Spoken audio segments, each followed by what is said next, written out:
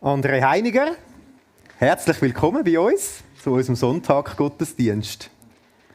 Danke. Wir freuen uns sehr, dass du da bist und wir in eine sehr spannende Geschichte werden eintauchen. Du bist bekannt als Starkoch. Du hast mir gesagt, du willst lieber Gourmet-Koch genannt werden. Hat vielleicht auch etwas mit deiner Geschichte zu tun. Und ich habe jetzt zum Start die allerwichtigsten Fragen dabei. Das Erste, was mich interessiert, es gibt ja ganz viele Leute bei uns, die kochen zu Hause, für die Familie, für sich im Alltag. Was ist so dein Geheimtipp, den du uns mitgeben kannst, wenn wir zu Hause am Kochen sind? Also Geheimtipp, ja, da gibt es eigentlich eine Formel beim Kochen. Und zwar heißt diese Mise en place, das heißt Bereitstellung, sich vorbereiten. Wie auf einen guten Gottesdienst muss man sich auch für gutes Kochen vorbereiten. Und dann geht es stressfrei. Und was wäre jetzt dein Tipp, wenn ich trotzdem Stress habe und ich habe 20 Minuten Zeit und es muss dann etwas auf dem Tisch stehen? Was würdest du dann machen oder empfehlen? Ja, dann müsstest du meine Produkte mit einbeziehen. Also ja, mal schauen, was geht dir gut von der Hand. Und so kannst du das dann eigentlich ohne Stress meistern. Aber ich denke, ja, man sollte die Zeit sich unbedingt nehmen, für eine gute Vorbereitung fürs Kochen zu treffen. Mhm. Wir haben gerade jetzt,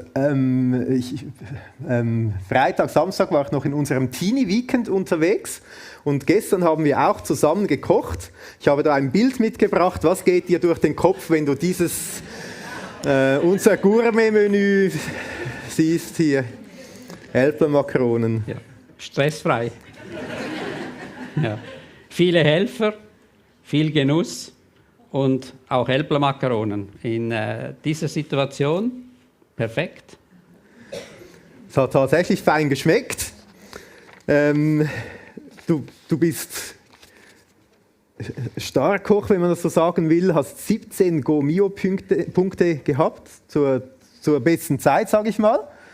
Wie muss man sich das vorstellen? Also einige kennen sich da vielleicht super aus, aber ist das schwierig, das zu erreichen oder geht das noch gut? Also ich denke, das kommt auf den Typ drauf an, ob es gut geht. Mir ist wahrscheinlich das Kochen fast in die Wiege gelegt worden. Und wenn man das dann mal erreicht hat, braucht es sehr viel Einsatz, es braucht Durchhaltewille, aber was es braucht, das Erste ist Liebe und Leidenschaft für den Beruf.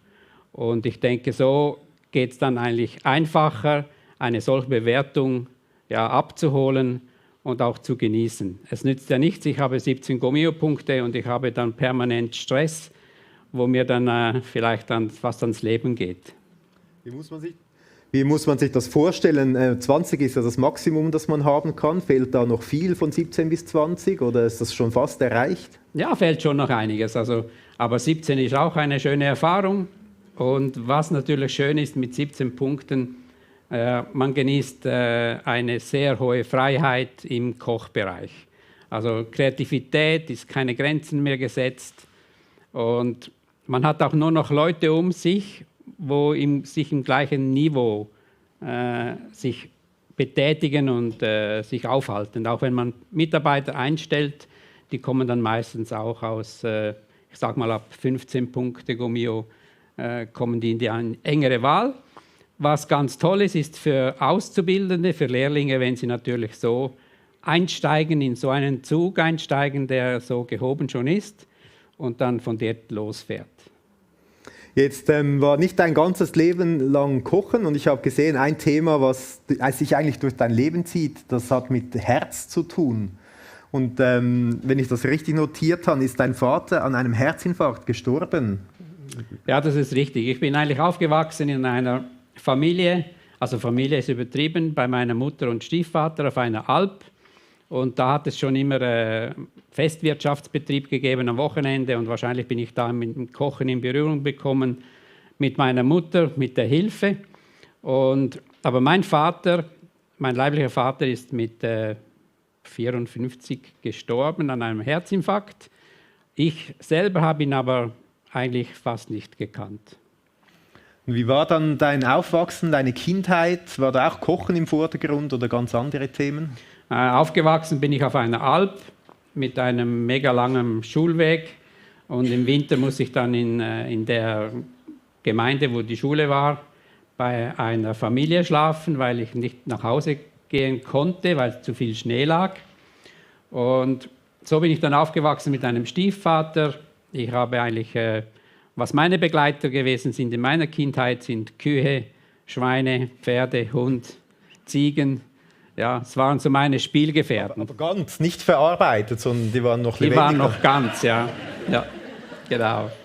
Und so bin ich dann eigentlich abseits von dem großen Rummel aufgewachsen. Ich musste immer sehr viel arbeiten, auch vor der Schule.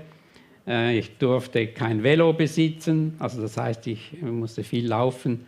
Und wenn ich natürlich mal jemand gefragt habe in der Schule am Nachmittag, kommst du zu mir nach Hause zum Spielen oder so, ja, hat keiner Lust gehabt, weil der Weg war einfach zu weit. Und für mich war der Weg zu weit für einen Schulkameraden, aber das war ja auch nicht die Meinung von meinem Stiefvater, sondern es war Arbeit angesagt.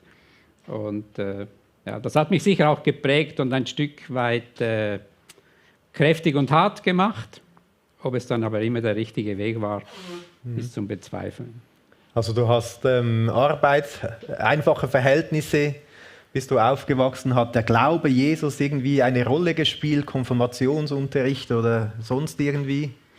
Nein, Glauben spielte gar keine Rolle. Natürlich ging ich den Konfirmationsunterricht halb-halb, man kann fast sagen 50-50. Und so wie ich unterwegs war als Jugendlicher, hat der Pfarrer mir einmal erklärt, dass ich mit meiner Art, mit Besuch von dem Konfirmationsunterricht nicht konfirmiert werden könnte. Und okay. Da war natürlich meine Antwort ganz klar, das ist mir eigentlich egal. Ja. Ich kannte den Sinn gar nicht verstanden und eigentlich war mir, ja, es war mir egal, wie sich der Pfarrer entscheidet.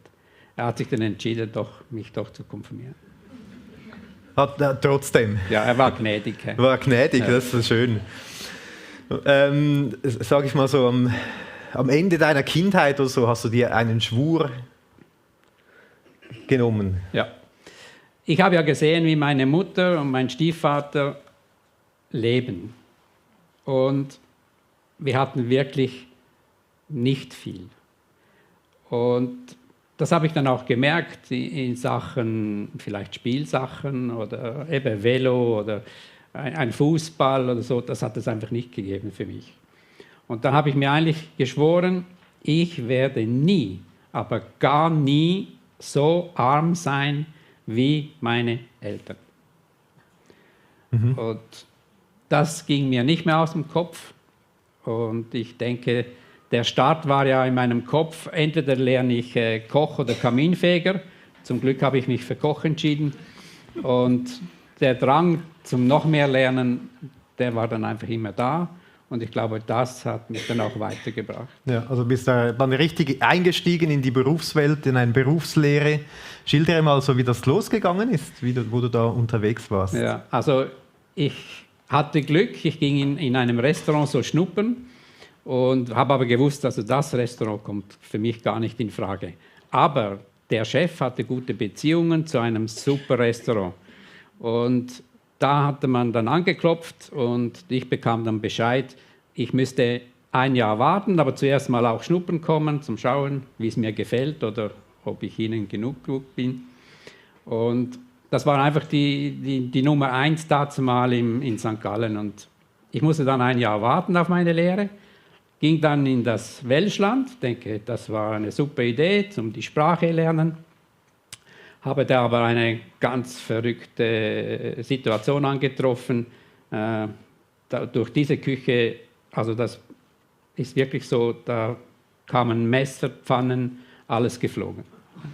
Aber das klingt gefährlich, aber hast du das überlebt? Und ich habe dann nach Hause telefoniert, habe gesagt, kommt mich bitte holen, weil einer von uns wird es nicht überleben. Also das war so brutal.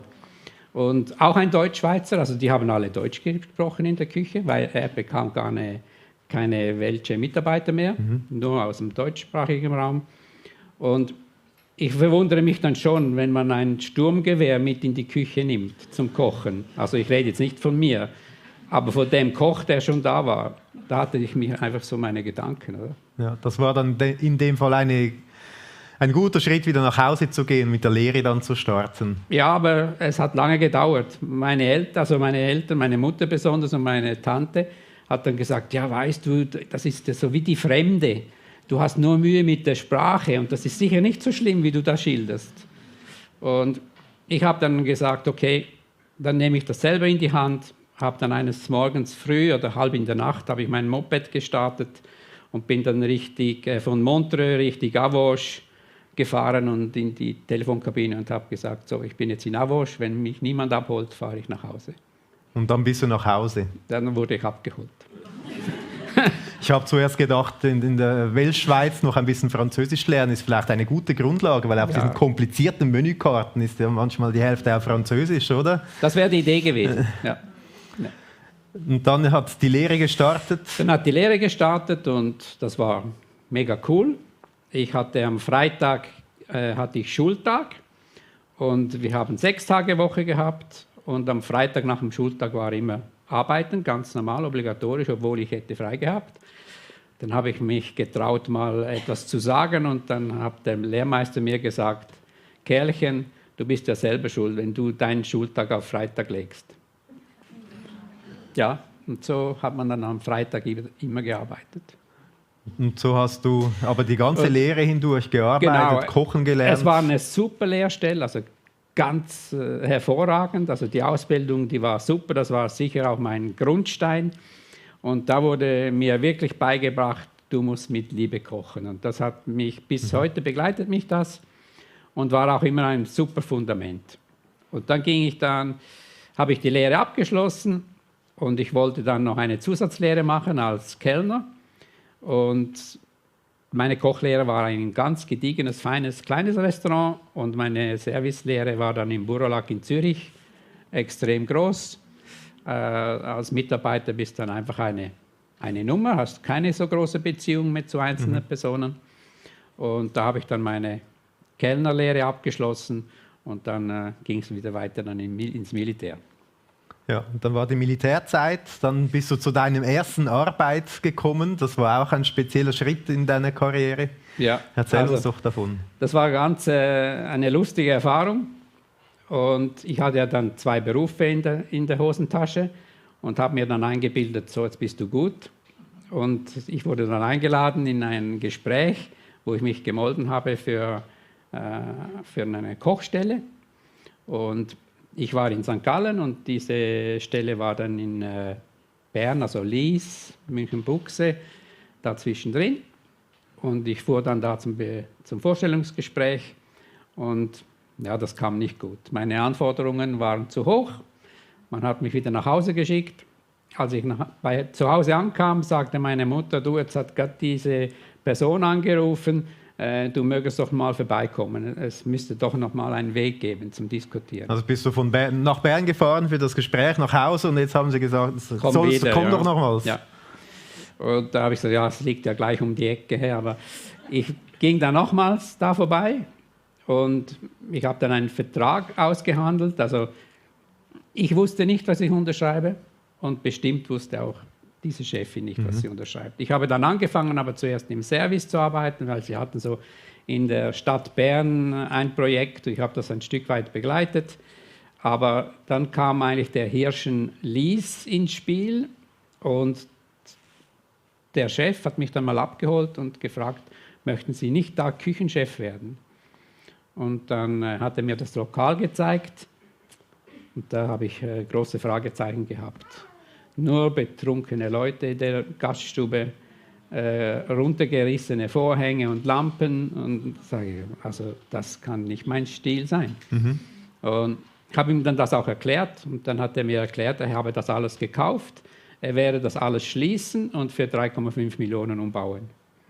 Und da konnte ich wirklich mitreden als ganz junger Typ und konnte eigentlich meine ganz eigene Küche einrichten. Der ganze Ablauf.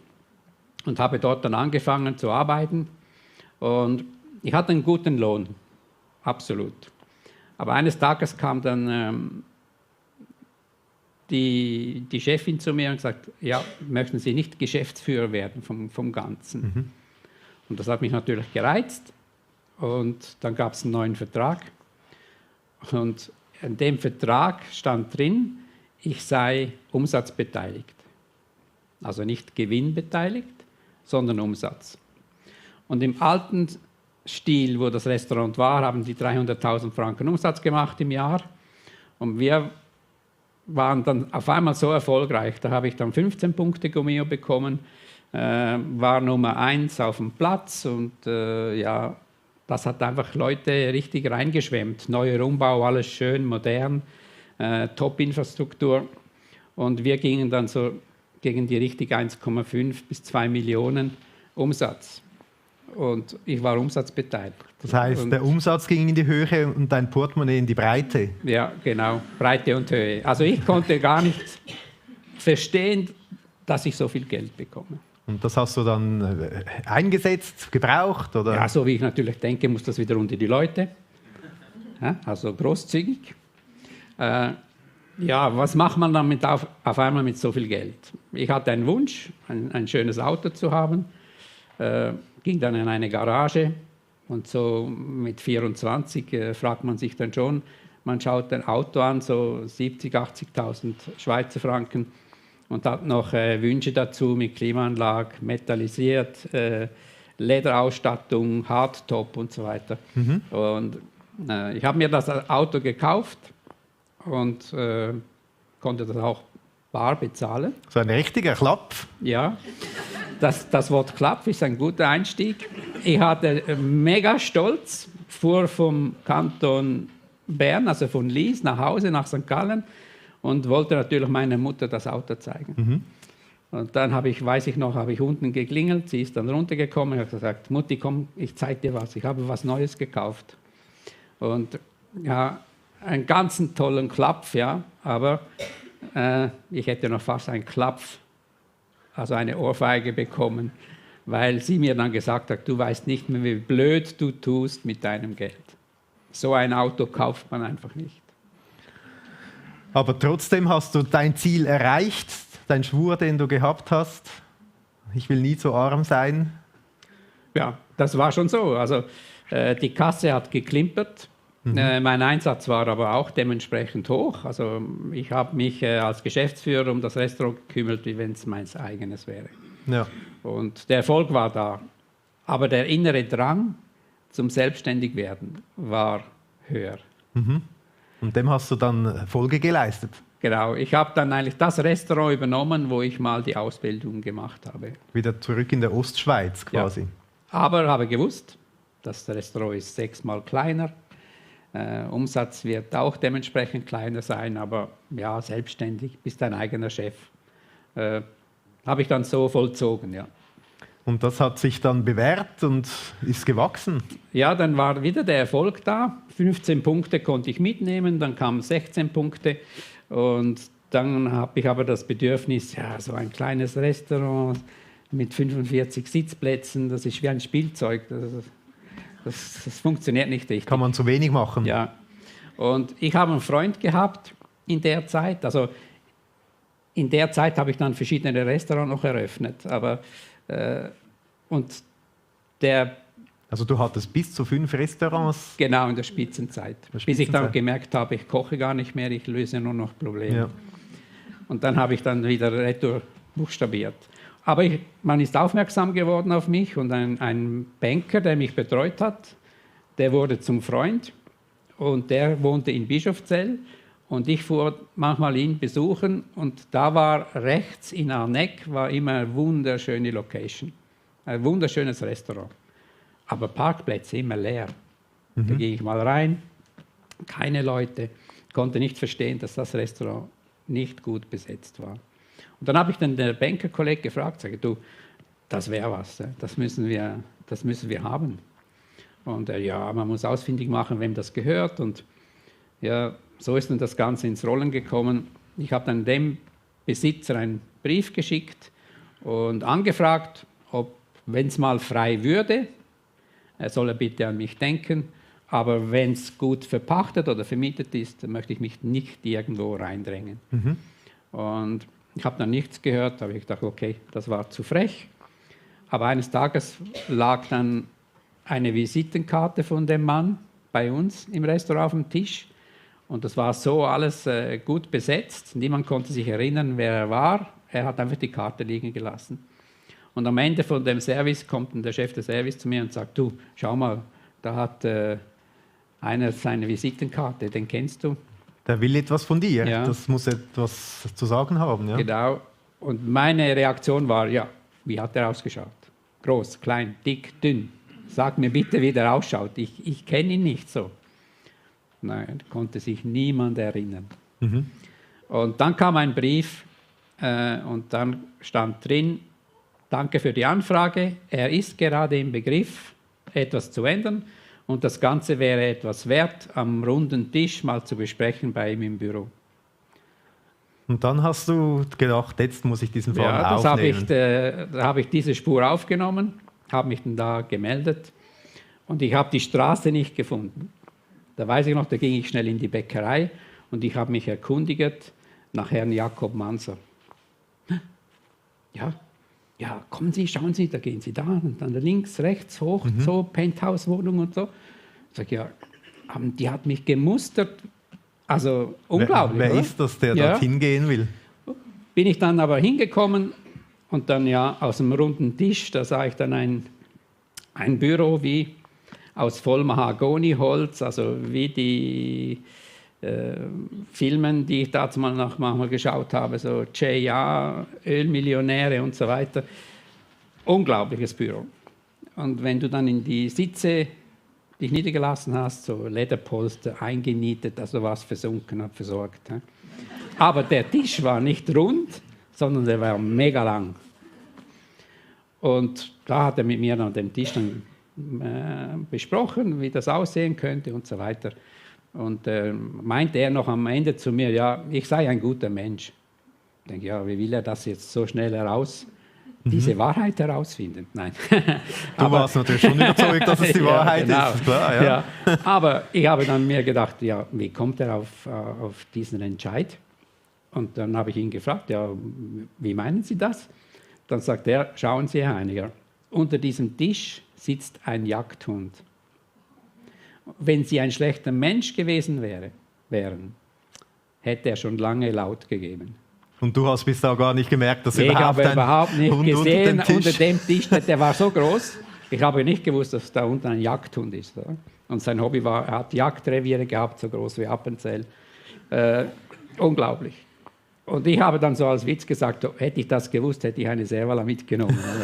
Zur Bestechung. Aber ja, das war einfach unglaublich. Ja. Das heißt, du konntest dann dein Traumobjekt quasi übernehmen, kaufen und hast dort durchgestartet mit vollem Erfolg. Ja, ich habe dann alles verkauft, was ich gehabt habe im anderen Restaurant und habe dann in der Ilge Aneck neu gestartet, alles neu eingerichtet, also wirklich alles neu eingerichtet, über Kassasystem, Porzellan. Es war super. Das war aber in Miete und die Miete erschien mir ein wenig zu hoch und habe dann noch gekämpft, dass das ein wenig runterkäme. Haben wir uns dann getroffen, ja, bei dem Umsatz gibt es so viel Miete, bei dem Umsatz so viel. Und die reale Miete wäre eigentlich 7.000 gewesen. Und ja, ich habe dann 11.000 bezahlt. Weil der Umsatz so nach oben gegangen ist. Genau, ja. Aber es war wirklich kleine Schritte für ihn und es war fair. Aber auch wieder mega Erfolg. Und ich habe das 24 Jahre gehabt, das Restaurant. Aber mit ihm im Geheimen hatte ich einen Vertrag, der im Grundbuchamt eingetragen war, ein Kaufsrechtsvertrag. Und das heißt, wenn ich an dem Datum so und so die Ilge kaufen könnte oder wollte, kann mir niemand dazwischenkommen, weil ich habe sehr viel Geld immer wieder investiert, also in Storenanlage, in neue Küchen und so weiter. Und das war dann auch so. Ich hatte dann die Gelegenheit, diese Ilge zu kaufen, aber mit viel Gegenwind, weil auf einmal haben wirklich seine Erben gemerkt, dass dieses Restaurant weggeht. Und da kam man auf einmal Anwälte ins Spiel mit sagen, er war nicht mehr zurechnungsfähig, als der Vertrag unterzeichnet wurde und so weiter. Aber am Ende ging es gut aus. Ja. Und das hat dir gehört. Wir haben ein Bild von der Ilge, wo sie leer steht. Da hat man das mal vor den Augen, dieses Gebäude. Da hast du gewirkt, da hast du Erfolg gehabt. Das hat funktioniert, es sind viele Leute gekommen. Das hat nur so gebrummt. So wie du vorher gesagt hast, die Kasse hat geklingelt. Was ich auch aufgeschnappt habe, ein Geheimrezept von dir ist die Zutat Liebe, dass man mit Liebe kocht. Das hast du gelernt in der Lehre. Ist das geblieben da in diesem Moment, wo so viel läuft und man so erfolgreich ist, die Kasse klingelt? Ja, es ist geblieben bis heute, also über die ganze Zeit. Ich kann mir das auch nicht anders vorstellen, weil man zum Kochen braucht es wirklich die Liebe und Leidenschaft dazu. Und sonst gibt es Älpler Macaroni. Nein. Ist auch mit Liebe zubereitet. Genau, und mit Leidenschaft. Das auch, ja, genau.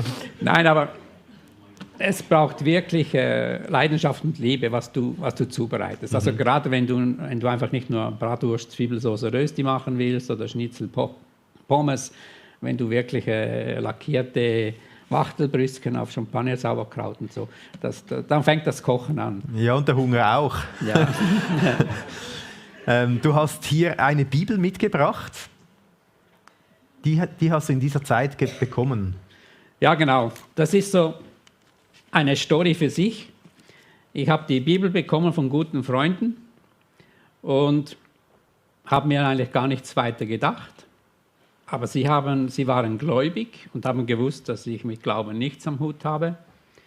Und das war auf einmal ein Geschenk. Habe ich dankend angenommen, habe diese Bibel dann in eine Vitrine gestellt. Schön, Eigentumswohnung, beleuchtete, schöner Schrank. Jeder, der reinkam auf Besuch zu mir, musste diese Bibel anschauen. Weil sie da so in deiner Vitrine die war so stand. Präsent.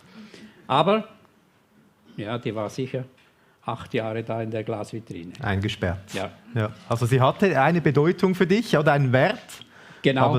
aber in der Vitrine. In der Vitrine, ja. Und nie gelesen drin, überhaupt nicht. Ja. Wie ging es dir in dieser Zeit? Sehr erfolgreich, viel Geld. Was machte das mit dir? Ich habe erwähnt, das Herz, das Thema. Was hat es mit deiner Seele, mit deinem Herzen gemacht in dieser Zeit? Also mit dem erfolgreich sein ist ja super schön. Man arbeitet ja auch hart dafür. Was ich gelernt habe, je höher ich gekommen bin, so in der Stufe, wenn man das so nennen kann, in der Hierarchie von den Leuten, die ein wenig Geld haben, je höher ich gestiegen bin, je billiger habe ich gelebt. Da bekommst du ein paar Ski, die neuesten Ski zum Testfahren für die Winterferien da bekommst du ein Angebot von da, teste mir da. Andere Leute müssten das kaufen. Aber das Umfeld war auch dementsprechend, oder? Leute, wo du dich mit ihnen umgeben hast. Genau, bekamst du ein Mitsubishi-Jeep gratis für ein halbes Jahr als Werbeträger. Ja, wenn der Gourmetkoch mit dem Auto fährt, dann wollen das plötzlich alle anderen auch. Wahrscheinlich so. Und wie ging es deinem Inneren, wie ging es so dem André in dieser Zeit? Also eigentlich ging es mir super und auf dem Zenit von meinem ganzen Erfolg wurde ich dann langsam 50, etwas drüber und hatte dann so ein Bedürfnis, mach mal einen Gesundheitscheck. Aber war nicht krank, war fit, war Skifahren, alles perfekt. Also es war so wie dein Geburtstagsgeschenk, das du dir zum 50. Geburtstag gemacht hast. Ich ging zu meinem Hausarzt, den kannte ich ja über 20 Jahre und er mich auch. Und habe ihm gesagt, Paul, wir müssen einen Gesundheitscheck machen, und zwar auf das Gröbste, gell, mit Maske auf und Belastung und Herz so weiter. Und Nieren prüfen, alles. Ein Vollservice. Dann hat er abgelehnt. Dann habe ich gesagt, nein, Paul, ich möchte das wirklich. Also der hat wahrscheinlich gedacht, du bist ja gesund, er kennt ja deine Gesundheitsgeschichte. Ja. Er meinte dann, komm in 7 Jahren wieder. Dann machen wir das. Aber du hast dich durchgesetzt. Sag ich, nein, ich bestehe drauf. Warum, weiß ich nicht. Aber ich habe einfach gesagt, ich schenke mir das halt persönlich. Ich möchte das machen. Und dann habe ich dann einen Termin bekommen. Aber ich habe in der Zwischenzeit, nein, ich sage das nachher, ich habe einen Termin bekommen bei ihm und er war nicht mal selber im Raum. Ich musste dann da so eine Maske anziehen und das Velo und anfangen langsam zu treten, immer mehr und mehr und mehr und schneller. Und auf einmal wurden aber die Krankenschwestern oder was, Die Mitarbeiter da wurden nervös. Und dann habe ich schon gesehen auf der Maschine, die das aufzeichnet, so die Nadel, irgendwas stimmt da nicht. Und dachte, ja, jetzt ist die Maschine auch noch defekt. Und die sind dann so nervös geworden, haben ihn gerufen und dann kam er, hat das schnell angeschaut und dann sagte er so zu mir, langsam Retour fahren, nicht mehr so viel treten. Ich denke, ja, jetzt war ich so gerade warm gelaufen, jetzt stoppt er mich schon. Und so das innere Gefühl war, ja, entweder stimmt wirklich was mit dem Apparat nicht oder es stimmt bei mir nicht. Das war so 50-50. Und er hat mich dann beruhigt, sagt, André, irgendwas hat es angezeigt auf deinem Herzen, du hast eine kleine Verengung und zum Sichersein würde ich dich gerne in der Herzkatheteruntersuchung anmelden im Kantonsspital. Ich sage, okay, gut, mache ich. Da bin ich dann angekommen und man hat das dann untersucht und der Arzt hat dann mir gesagt, er geht das schnell anschauen an einen Film, CD, und er würde dann wiederkommen zu mir, zum sagen, wie es gegangen ist. Aber wenn was Kleines wäre, würde er das gerade beheben an der Sitzung. Und er ist dann wirklich gekommen und hat mir dann erklärt, wie es mit meinem Herzen ausschaut. Und ich habe das im Moment gar nicht verstanden, aber er redete dann von 100%iger Verschluss und 95%iger Verschluss und 80, 85%iger Verschluss. Da haben wir auch ein Bild dabei von diesem... Ja, da sieht man es genau. Ist das so die Notizen, die er da gemacht hat? Ja, was alles zu mir das erklären. Und aus dem gab es nachher eine 5-fache Bypass-Operation. Eigentlich aus dem kleinen Stent, wo mein Hausarzt gesagt hat. Wo du gedacht hast, das ist sicher schnell erledigt. Genau. Aber das Furchtbarste war, 10 Tage vor dem Herzkatheteruntersuchung habe ich die Ilge gekauft. Und 10 Tage später sagt mir dieser Arzt, Ihre Lebenserwartung ist noch zwischen 7 bis 10 Tage. Und das hat mir dann zu schaffen gemacht. Dann schaut man, der 100%ige Verschluss, wo er da aufgezeichnet hat, hat er gesagt, er hätte im Normal einen Herzinfarkt, einen großen Herzinfarkt mit Herzschaden, hätte das ergeben müssen. Sofort, ja. Genau. Und du hast das aber relativ schnell dann operieren können, all diese... Ja, ich konnte nicht mehr nach Hause. Er hat mir die ganzen Aufzeichnungen unter den Arm gegeben und gesagt, packen, abfahren, Zürich, hier landen. Er kenne da einen Kollege, super Herzchirurg, und der würde mich am anderen Morgen gleich operieren. Das geht ja schon Also mega. Es musste schnell gehen dann? Ja, und sagt zu mir, ich habe Ihnen aber schon Medikamente gespritzt, dass nichts passiert. Okay. Ja. Okay. Dann warst aber du beruhigt oder schon beunruhigt? Das war so viel Information. Also, das ist fast wie beim Evangelium, wo ich das erste Mal gehört habe. Man kann es fast nicht glauben. Ja, da bist du einfach so in diese Situation hineingekommen und da hat es eins das andere ergeben. Ja, kannst du gar nicht mehr klar denken. Ich habe dann alles befolgt, bin da zum Herzchirurg und meine Frage war dann, ja, warum geht das alles jetzt auf einmal so schnell? Die Antwort war, es war ja ein Kollege von ihm, wo er Vertrauen hat als Herzchirurg. Er würde mich dann operieren, aber er ging dann einen Tag später in die Ferien. So, ja, ist ja mega beruhigend. Der macht Herzoperationen, ist dann weg, aber natürlich, es hat viele fachkompetente Ärzte. Die schon geholfen hätten. Genau, ja. Aber natürlich mit meinen Gedanken sagt man sich dann, ja, und was passiert, wenn da was ist. Ja, genau, ja. Und dann war aber die Operation erfolgreich, du bist da herausgekommen. Ja, also das war mega cool. Die Operation habe ich gut überstanden. Aber eines Tages stand ich so vor dem Spiegel und sah so meine aufgeschnittene Einfach da, wo es aufgeschnitten wurde für die Operation. Genau, das Brustbein, oder? Ja. Und dann kam so eine Stimme auf. Die haben dich aufgeschnitten, hast du das gesehen? Die haben dich aufgeschnitten. Und ich habe ja das gewusst, dass das passiert, Thoraxöffnung. Und dann ging es mir auf einmal mega schlecht. Ja. Es gibt einen Bibelvers in den Sprüchen, habe ich auch mitgenommen, da heißt es im Sprüche 4,23, mehr als alles, was man sonst bewahrt, behüte dein Herz, denn in ihm entspringt die Quelle des Lebens. Und du hast ja dein Herz hast du operieren lassen, das war dann wieder funktionsfähig, aber offensichtlich hat es noch auf eine andere Art und Weise dein Herz getroffen, in dieser Situation plötzlich, deine Seele. Wie war das? Ja, das ging also wirklich dann bergab, bis zu Selbstmordgedanken. Alles ging bergab, ich konnte nicht mehr im Betrieb sein. Da hat man dagegen gewirkt, hat man auf einmal gemerkt, das ist ja ein cooles Investment, wo er da gemacht hat. Gesamthaft wäre ja ein super Betrag, weil eingetragen im Grundbuchamt war das Restaurant für 1,1 Millionen.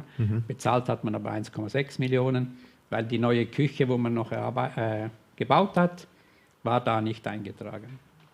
Und da hat es auf einmal so Immobilien, einer von den besten Freunden hat da mitgewirkt, muss ich heute feststellen, und hat probiert, das Restaurant einfach so auf dem Niveau fertig zu machen, bis man es zum Schnäppchenpreis Also kaufen du warst kann. da abwesend, konntest nicht mehr arbeiten. Genau. Das Restaurant wurde versucht, dir wegzunehmen. Ja. Also einfach Misswirtschaft. Also ich hatte ja wirklich tolle Mitarbeiter. Lebenspartnerin schaute an der Front, der Küchenchef in der Küche, ein Sommelier, Wein, alles war perfekt. Aber im Nachhinein muss ich sagen, die sind alle gekauft worden. Also mit Geld kannst du scheinbar alles machen.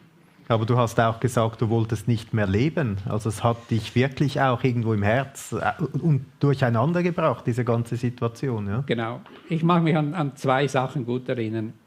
Ich habe mir dann gesagt, jetzt bin ich inzwischen also schon bald 53 und jetzt hast du alles verloren. Wie soll ich nochmal sowas aufbauen? Also ich habe mir gesagt, fertig mit dem Leben. Ich habe es gesehen, es war toll, habe mir viel leisten können, aber jetzt will ich nicht mehr. Ich habe meine ganze Eigentumswohnung, das ganze Mobiliar habe ich verschenkt in der Heilsarmee, bekam dafür aber noch einen Gutschein, wenn ich wieder mal was brauche, habe ich 10%. 10%, ja. Ja. Das war, im Nachhinein muss ich so lachen über diese Situation. Oder? Ja, aber du wolltest mit deinem Leben abschließen. Ja, du hast da nicht mehr weitergesehen. Ja, ich habe aufgeräumt, dass die Wohnung war dann leer. Ich hatte am Ende dann wirklich noch eine Matratze. Und ich habe ein ganz schnelles Auto gehabt und mit dem wollte ich eigentlich mal einen Vollcrash machen in einen Lastwagen. Und ja, ich weiß nicht, in der letzten Bruchteil von Sekunden habe ich das Auto wieder rumgerissen, weil mir der Lastwagenchauffeur leid hat. Ja. Aber das wäre sicher 100% wäre das gelungen, weil das Tempo war so hoch. Also Problem. Obwohl dein Herz operiert wurde und wieder funktioniert hat, hat etwas anderes nicht mehr funktioniert in deiner Seele und ja, ich war einfach zerstört. du warst zerstört. Ja. Ich hatte den Sinn vom Leben verloren, buchstäblich. Wenn mir das vorher jemand gesagt hätte, hätte ich zu ihm gesagt, ja, du bist halt schwach. Aber das Leben hat mir nichts mehr bedeutet. Und eine Situation war mit Schlaftabletten und Alkohol. Einfach, ich wollte nur noch einschlafen, fertig. Ich wollte Frieden haben. Einschlafen, ich nicht mehr konnte aufwachen. nicht mehr einschlafen, nicht mehr aufwachen und finito. Und ich war wirklich eingeschlafen, aber am Morgen war ich wieder aufgewacht. Und da war ich so was von verrückt, dass ich immer noch hier bin. Ich wollte das nicht. Das kann man sich fast nicht ausmalen, Nein, aber es war so eine tiefe Situation von Hoffnungslosigkeit. Wenn heute jemand sagt, ja, er hat sich selber das Leben genommen, ich glaube, in der Bruchteil von Sekunden, wo er das entscheidet, stimmt es für ihn. Das kann man gar nicht nachvollziehen. Wenn du selber man nicht an der Stelle mal warst, kannst du das nicht nachvollziehen. So eine ganz tiefe Hoffnungslosigkeit. Ich denke, verloren. vielleicht ein paar Sekunden später oder eine Minute später würdest du das vielleicht nicht mehr machen. So wie beim Lastwagen, ja. Ja, aber in dem Bruchteil von Sekunden, der es macht, für ihn stimmt's. Also du musstest dann Insolvenz anmelden, bis mit 2 Koffern nur bist du noch da gestanden. Ja, also ich habe dann alles verloren und mit 2 Koffern bin ich dann im Kanton Aargau bin ich da gegangen, weil meine Schwester wohnte da. Ja, aber etwas im Koffer. Und diese Bibel war dabei. Die war auch in deinem Koffer. Genau.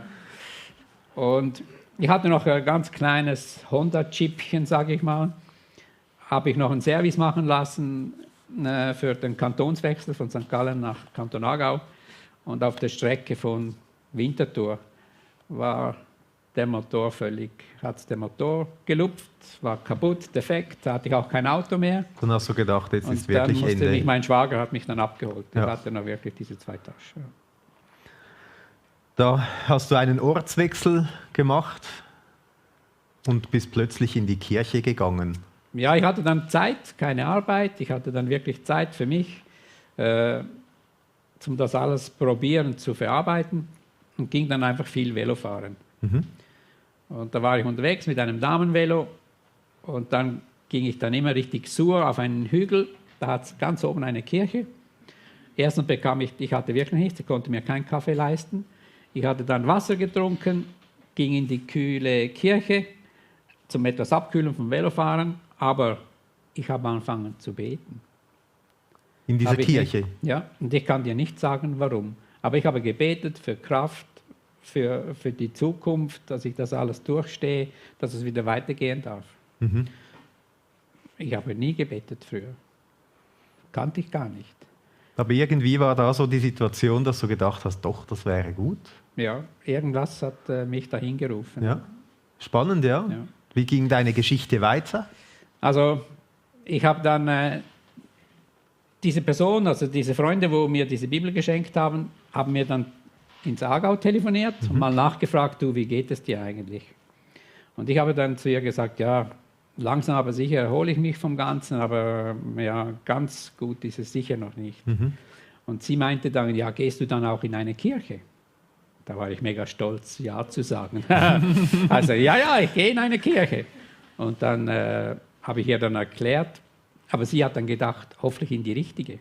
Okay. Aber mir hat sie es nicht gesagt. Das hat sie, ja, aber dann habe ich ihr dann erklärt, ich gehe in die Kirche, aber dann ist die Kirche leer. Ich gehe immer zwischen 3 und 4 Uhr und ich bete einfach da. Aber ich gehe nicht in eine Kirche, wo schon Leute da sind oder in eine Predigt. Weil das habe ich gar nicht gekannt, Predigt. Hat mir nichts gesagt. Und da hat sie gesagt zu mir, du, was meinst du? Würdest du einen Glaubensgrundkurs mal absolvieren? Habe ich gesagt, Glaubensgrundkurs? Keine Ahnung, was das ist. Was soll das sein überhaupt? Also, jetzt weiß ich so, man nennt es auch Alpha Life oder... es gibt verschiedene, ja. Genau, der Glaubensgrundkurs. Und dann, ich habe niemandem mehr getraut in dieser Zeit. Aber zu der Familie habe ich dann gesagt, also zu der Frau, okay, wenn du mir das empfiehlst, ich gehe dahin. Ich weiß zwar nicht, was das ist, aber ich gehe mal zuhören. Also du hast dieser Frau vertraut. Das ist dieselbe, die dir diese Bibeln geschenkt hat, dieses Ehepaar. Genau. Ich habe gedacht, wenn die das sagt, dann vertraue ich ihr. Ja. Und ich habe mich dann angemeldet und war für mich schon ein wenig komisch und skeptisch.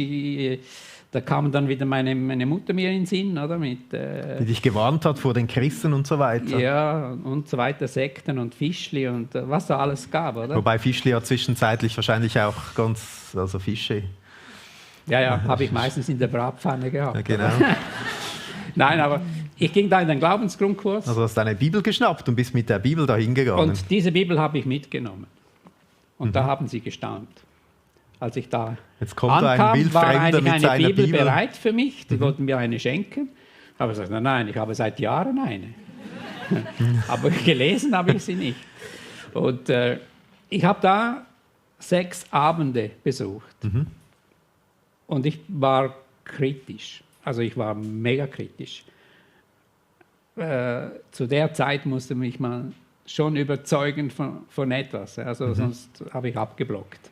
Du warst kritisch, hast aber auch mit offenen Ohren zugehört und das dann bewegt. Ja, ich habe wirklich zugehört Und es war mega interessant, die verschiedenen Kapitel. Woher kommen wir? Warum sind wir da?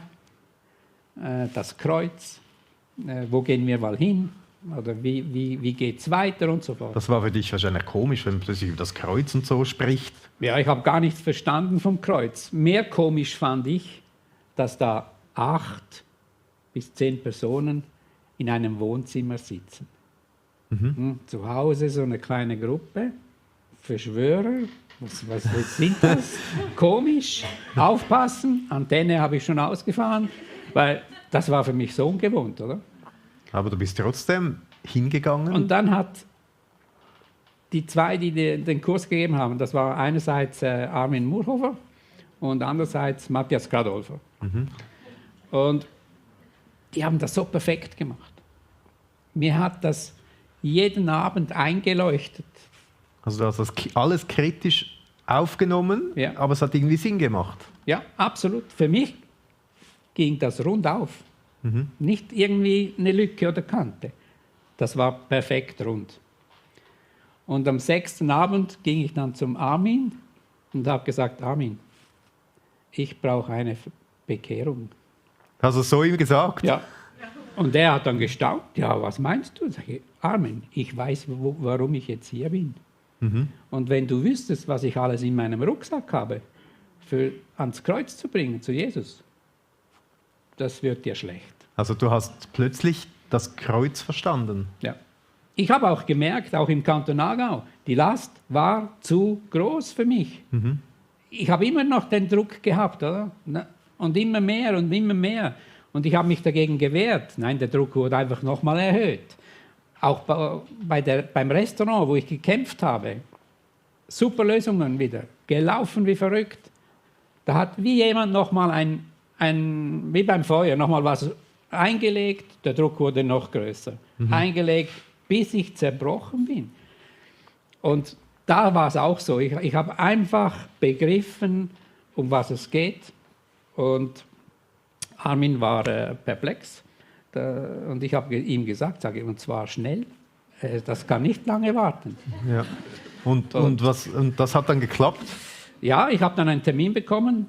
Ich glaube, ich musste 3-4 Tage warten bei ihm im Studierzimmer. Und dann hat er mir erklärt, wie das vor sich geht. Und ich kann sagen, in der Bekehrung, da habe ich nur noch geweint.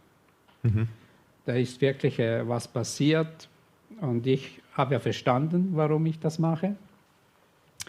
Und ich habe das Kreuz verstanden, dass Jesus Christus für uns ans Kreuz genagelt wurde, dass er mit seinem Blut bezahlt hat, dass er alle Sünden getragen hat, von allen, auch meine. Dass er auch deinen Rucksack auf sich nimmt. Ja, und den musste ich ihm einfach bringen.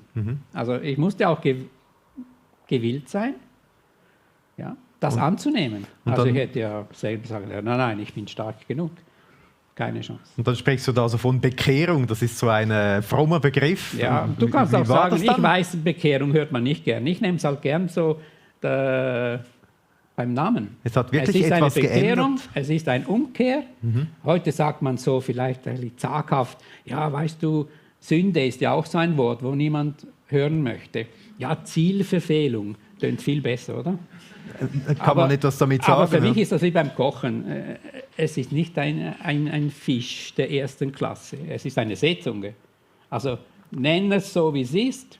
Und ich habe es begriffen. Ich habe es für mich auch so genommen, wenn ich mit Leuten spreche oder rede, erkläre ich ihnen das genau gleich. Dann hast du in diesem Gespräch das alles mit Armin besprochen und dann? Ja, das war so, lustig war es nicht. Ich hatte mega Respekt, was da passiert, weil er hat das schon auch gut verkauft, muss ich sagen. Nein, und also er hat die Sachen auch beim Namen genannt? Ja. Und es war für mich nicht einfach, ihm da alles zu sagen und wirklich die Wahrheit zu sagen. Das waren meine Sünden, Zielverfehlung, da, noch mehr, da, ich habe noch mehr. Was willst du also noch ihr habt zusammen die Sünden auch bekannt vor Gott, ihm hingegeben, wirklich. Genau. Und ich kam da raus, was mir aufgefallen ist. Es gibt verschiedene Varianten. Also, dass ich mit dem Heiligen Geist erfüllt wurde.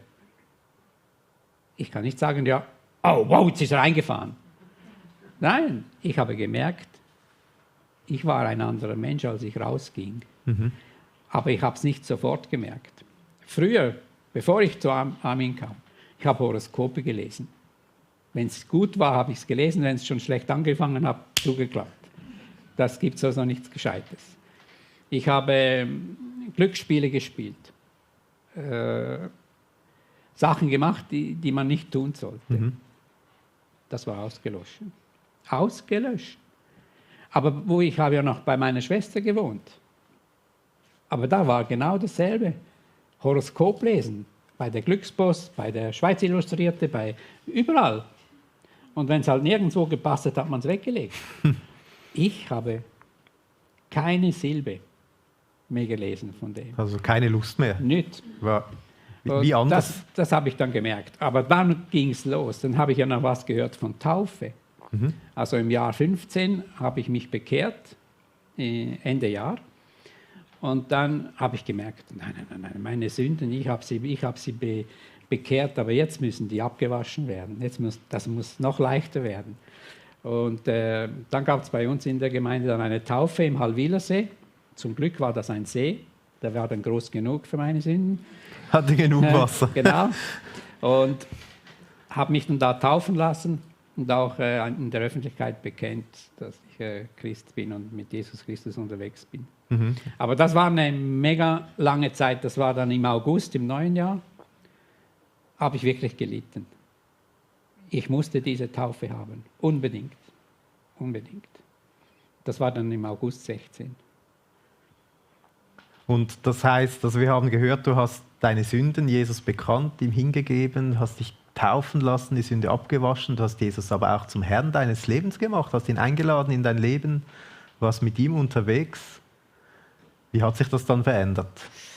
Weißt du, wirst du ruhiger, aber es ist ein Trug, wenn man glaubt, dann als Christ hat man keine Probleme mehr. Oder man regt sich nicht mehr auf.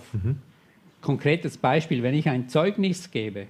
Also wenn du etwas erzählst, was du mit Jesus von meiner erlebst. Geschichte, geht es so eine Woche, oder es kann ein Tag vorher sein, geht die Post ab. Und zwar negativ. Dann passieren Sachen, die haben nichts. Also das ist dann nur noch von dieser Welt. Und da rede ich dann einfach von Satan und Teufel. Ich kann es nicht anders benennen. Wo du merkst, wie du angefochten bist. Genau, wie ja. es Ich habe brandneue Situation. Gestern habe ich mit Liebe gekocht. Wir haben supergrüne Spargel gekauft, gerade vom Bauern selber. Dann willst du um 7 Uhr essen und der Nachbar hat nichts Besseres zu tun, als mit einer Kreissäge Steine zu schneiden. Der andere rechts unten hat nichts Besseres zu tun, als mit einem Hochdruckreiniger die Platten zu waschen. Und du willst essen um 7 Uhr. Für mich war es fast voll, war überlaufen, auch als Christ. Irgendwo gibt es doch nirgendwo noch Anstandsregeln, sage ich mir. Aber ja, also auch als Christ kannst du wieder Herausforderungen erleben. Ja? Genau, ja. Und wie gehst du mit deinen Herausforderungen um, seit du Christ bist? Ja, in dem Moment, wo dann sowas passiert, regst du dich schon auf. Also auch als Christ, weil du sagst, du kannst es einfach nicht begreifen. Aber wahrscheinlich sind auch andere Mächte da, wo dann das beeinflussen. Und mit der Zeit legt sich dann das wieder, oder? Aber ich merke das einfach immer mega. Oder in der Firma laufen ein paar Maschinen nicht so, wie sie sollten. Aber immer dann, wenn ich meine Geschichte erzählen gehe. Ich habe einen Vers mitgebracht, der das auch so auf den Punkt bringt, im Hesekiel 36. Da heißt es, und ich werde euch ein neues Herz geben und einen neuen Geist in euer Inneres geben. Und ich werde das steinerne Herz aus eurem Fleisch wegnehmen und euch ein fleischernes Herz geben. Das hast du erlebt, dass nicht nur dein Herz operiert wurde, sondern Gott auch dein Herz ausgewechselt hat, dich zu einem neuen Menschen gemacht hat, du ihm deinen Rucksack abgeben konntest. Vielleicht gibt es auch Leute hier oder im Livestream, die zuhören, die sagen, ja, irgendwie brauche ich das auch, suche diese Hoffnung, diesen Sinn, will das Kreuz verstehen. Was würdest du denen empfehlen? Also für mich ganz klar, der Glaubensgrundkurs oder Alpha Life oder wie sich das immer nennt, war mein Schlüssel zum Glauben. Ohne Glaubensgrundkurs, ich hätte das Kreuz nicht verstanden. Es ist nicht einfach ein Modeschmuck. Aber das war wirklich der Schlüssel und ich bin so froh. Ich habe mir gesagt, wenn das nichts ist, ich kann immer am Ende noch selber beurteilen. Also ich werde zu nichts gezwungen. Aber wenn mir mal wirklich theologisch tief das Kreuz erklärt wird, ich glaube, mit dem gesunden Menschenverstand kannst du gar nicht ausweichen, weil du einfach merkst, das ist die Wahrheit. Und darum empfehle ich jedem, also wer sich diese Zeit nicht nimmt, muss ich sagen, das ist fast ein Tor. Dem mal auf den Grund zu gehen, das mal anzuschauen, auch mit kritischen Antennen ruhig mal hingehen. Und das ist sowas von wichtig. Also ich habe es bei mir wirklich selber erlebt. Ich sage das nicht jetzt einfach so zum Reklame machen, aber geht hin, geht in einen Glaubensgrundkurs, hört zu, entscheidet selber. Ich denke, wenn ja Gott möchte, dass du das dann begreifst, dann wird er wirken. Dann schenkt er das Verstehen, oder? Genau. Und manchmal mache ich auch Witze und sage, ja, bei mir war es natürlich einfach, oder? Man hatte mein Herz ausgewechselt. Das Steinerne raus und das Fleischige rein. Aber dass man versteht, dass Jesus für uns bezahlt hat, was da in Golgatha passiert ist am Kreuz und auch die Auferstehung. Manchmal habe ich Leute, da rede ich und sage, ja, weißt du, aber das mit der Auferstehung, das glaube ich nicht so. Wenn er das nicht glaubt, sage ich zu ihm, okay, alles, was da drin steht, du glaubst nicht an die Auferstehung, vergiss das. Dann kann das alles nicht die Wahrheit sein. Und das rüttelt dann. Aber schon gesagt, vielleicht bin ich fast ein wenig zu hart oder zu direkt. Andere sagen mir manchmal, ja, weißt du, musst das ein bisschen softer bringen und so. Wenn er es nicht hört, soft. Also manchmal braucht es einfach das Rütteln. Und für dich war das etwas Entscheidendes, dass du es klar und gut verstanden hast. Genau. Ja. Ich durfte erfahren, dass 2 Personen jetzt durch uns, durch meine Frau, durch mich, die haben sich bekehrt. Die haben früher oben an uns gewohnt. Ganz 80-jährig, glaube ich, waren die. Und er hat sich dann entschieden für Jesus mit seiner Frau. Und er war jetzt vor ein paar Wochen ist er gestorben. Und ich war so froh, weil ich weiß, wo er jetzt ist. Und auch seine Frau. Das ist mir auch aufgefallen, wenn ich an Beerdigungen gegangen bin früher, haben alle geweint und gemacht und das war eine Riesenkatastrophe. Gehe ich an eine Beerdigung, ist immer traurig, ist immer tragisch, ist immer belastend. Ist immer ein Abschied nehmen. Genau, ja? Aber man wird getragen und ich merke das von den Leuten. Ja. Das ist etwas anderes. Ich habe dich gefragt, ob du auch bereit wärst, für uns hier, die Leute im Livestream, ein kurzes Gebet zu sprechen. Ja. Das wäre sehr schön, wenn wir den Tag mit einem Gebet abschließen könnten. Sehr gerne. Auch für unsere Herzen. Ja. Ja. Ist das gut? Ja, machen wir doch gerne. Dann lass uns zusammen beten. Ja, Jesus, ich möchte dir einfach Danke sagen. Danke für den wunderschönen Tag, für den Gottesdienst, für den Talk. Und so bitte ich dich, was ich jetzt hier erzählen durfte, dass das in die Herzen geht, dass die Herzen offen sind, auch für dich, da wo du noch nicht wohnst. Da bitte ich dich, dass du da wirkst. Zeige du, dass ein Glaubensgrundkurs wirklich das Leben verändern kann, dass man die Wahrheit findet und dass man mit dir dann unterwegs sein darf. Dass es was Schönes ist, was Leichtes. Ja, wenn du mit dem Heiligen Geist in uns wohnst, in dem neuen Herzen und nicht in dem versteinerten Herzen, sondern in dem fleischigen Herzen. Ja, trage deine Tat, wo du am Kreuz für uns getan hast, in Golgatha. Trage diese Tat wirklich in das Herz für die Leute, die zuhören, auch am Livestream, dass sie wirklich motiviert sind, dich näher kennenlernen zu dürfen. Und dann, wer weiß, vielleicht dann immer mit dir unterwegs sind.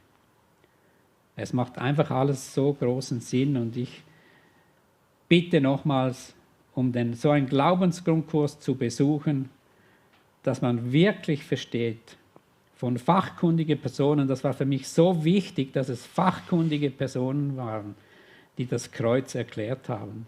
Und das war nur Gnade, dass ich das annehmen durfte. Und heute darf ich dankbar sein, dass ich alles verloren habe und neu beginnen konnte.